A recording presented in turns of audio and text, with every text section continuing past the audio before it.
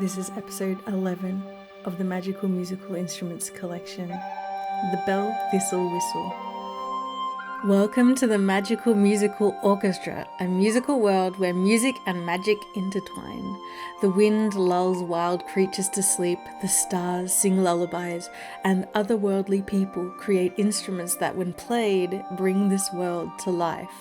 Here, music is not just a source of entertainment, but a powerful force that can alter the world. The musicians play melodies that can heal wounds, calm storms, grow lush landscapes, summon animals, conjure gentle rain. Yet, these musicians can also evoke fear, ward off threats, and protect the realm from darkness. Let's begin a journey through this fantastical land where the Magical Musical Orchestra weave dreams, paint beauty, and summon power to fill every corner of the world. Of all 12 of the musicians that I painted, this was actually the second one I did, and I really wanted to make an instrument that was made out of thistles. I had just gotten back from Scotland. Thistles on the brain. I love thistles.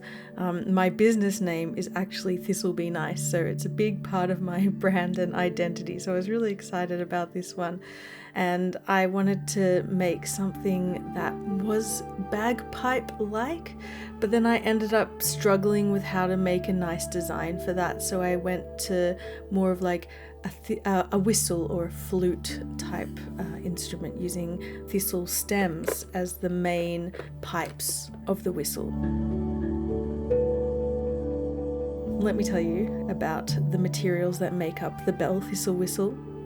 So the stems of thistles are used as the pipes, and they're like all gnarly and misshapen, and they've dried out over however long, maybe years and years. They've all dried out, and they have different shapes and movement, and the different ways that they go throws the music out into all sorts of different directions. The mouthpiece of the whistle is made out of a bellflower, so what you do is you blow into the very bottom of the flower and it shoots out through the thistle stems. Inside the thistle stems there is delicately woven spider silk thread, which is all woven and interlaid and complex. And because of this, all sorts of different magical elements can happen, which I'll explain later. And inside there is also pixie dust. It's actually found inside the bellflowers, and when played, the pixie dust shoots through and bounces through the inside of the thistle stems, carrying messages through it.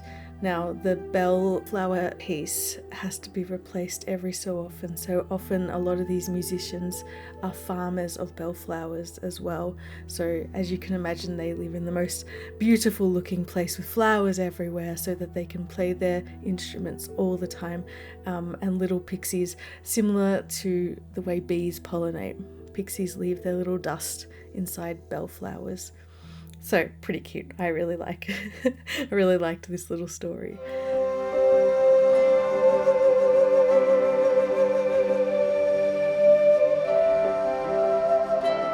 So here's the little description that I wrote about the Bell Thistle Whistle. The Bell Thistle Whistle produces a sound that is never the same twice. Sometimes sweet and high like a bird's call, other times low and haunting like the whisper of the wind. The instrument's sound calls forth woodland creatures when someone is lost or hurt in the unforgiving enchanted forests. Through the pixie dust which is released with each breath, exact details of the emergency is passed to the woodland creatures so that they know how to help the person in need. The mouthpiece is made from the delicate inverted bell of a bellflower. The flower's natural shape would help create a rolling tone when air is blown through it. Fine threads of spider silk are woven inside the thistle stems. Those threads vibrate with the passing air, adding layers of complexity to each note.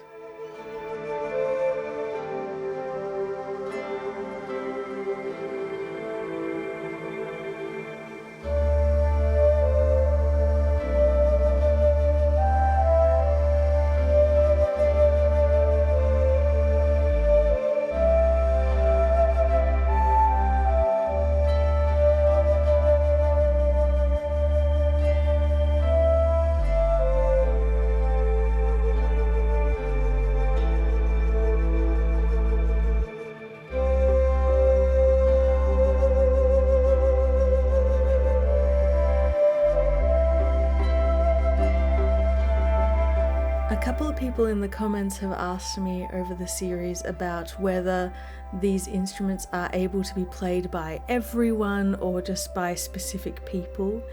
In this story, in this fable, in this realm, in this universe, everyone is able to play it, but only the most skilled and talented and hard-working musicians are able to get to the level where they can actually control the instruments in ways that they are meant to be used.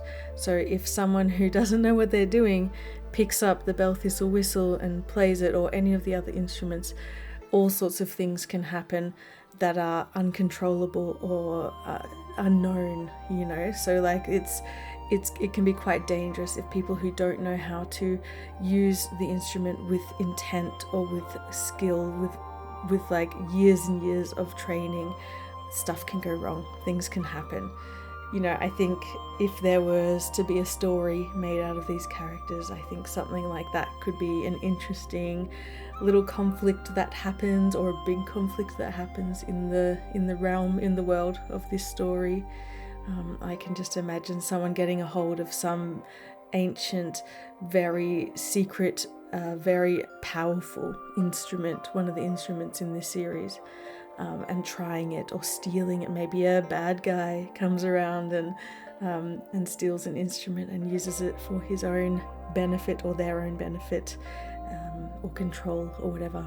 Anyway, it's fun thinking about this universe. I'm really enjoying putting all this together, and in my mind, as I paint each one, adding layers to the story and the lore of this world.